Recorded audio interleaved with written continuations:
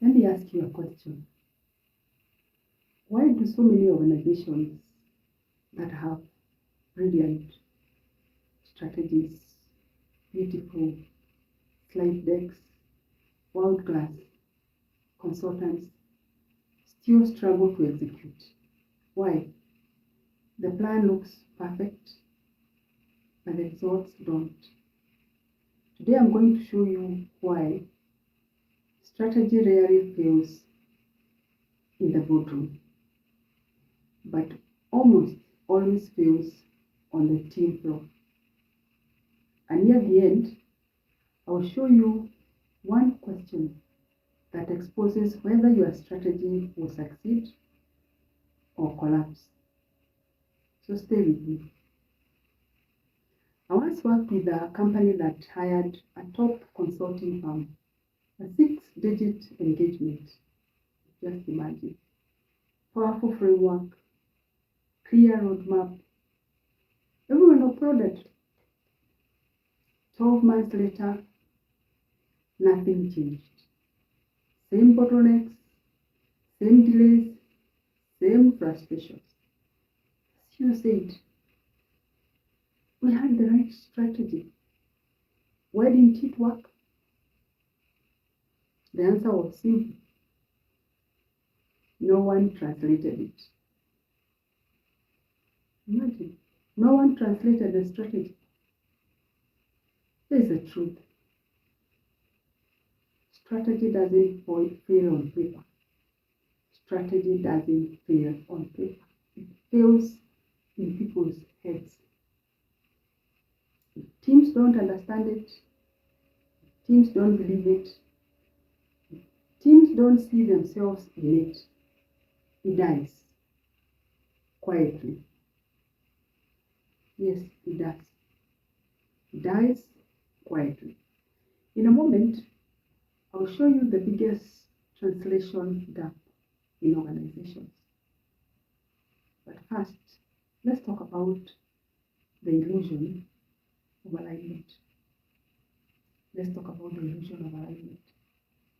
Leaders often think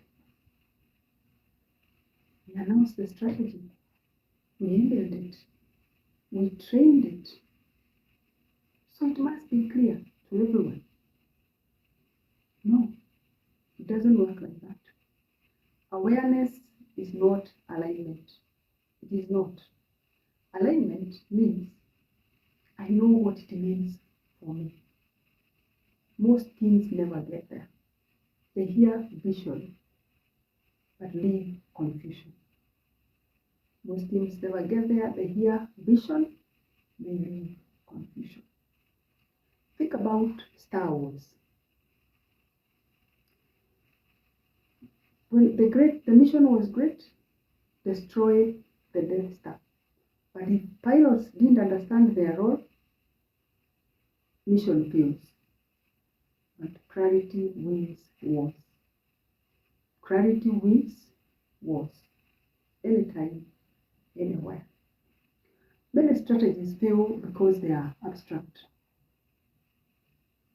They are very abstract. They go like this. Be more innovative. Focus on customers. Improve efficiency. Sounds good, but means nothing. It means absolutely nothing. Teams need context. They need to know why now, why this, why us. Without context, strategy becomes wallpaper. I don't think as a leader you want that to happen in your organization. A leadership team once told employees, we are going digital fast. 6 months later, no one changed behavior. None. Why? No one explained. No one explained to them what to stop, what to start, what to risk. So people stayed safe. They continued playing safe. They didn't move. No. Strategy lives or dies in decisions. strategy lives or dies in decisions. But most organizations never align decision rules. They don't. So managers ask, is this aligned with strategy? And when they ask that, what happens? At times they get different answers. This creates paralysis. It creates paralysis or politics, and neither executes well. Neither executes well. But there's a deeper reason strategy collapses. It's emotional. Yes, it is emotional. And let's go there. People don't execute what they don't believe. They don't. If teams think this will change again, if teams think this is another initiative, this won't last. They disengaged. Their teams disengaged, not loudly, but quietly. And this is quite fatal. They disengage, not loudly, but quietly. Another killer of the strategy is competing priorities. Strategy says one thing, incentives reward another. Meetings emphasize another. So teams choose survival. They do. They choose survival, not strategy. You get busy, but misdirected. You get busy, but misdirected. A coach can draw the perfect play, but if players run different routes, there will be interception. And it's the same in businesses. Yes, they need to have one route to follow, not different routes. Here is the gap. Leaders think in systems. Leaders think in systems. But teamwork in tasks.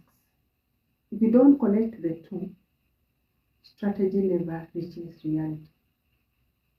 It stays as theoretical. Just remains a theoretical process. Here's the question I promised. Ask any team member, how does our strategy change what you do tomorrow? Ask, how does our strategy change what you do tomorrow? If they hesitate, strategy will fail. It will definitely fail. My organizational cognitive alignment model builds bridges, and I'll break them down for you. 1, shared thinking. 2, decision filters. 4, priority mapping.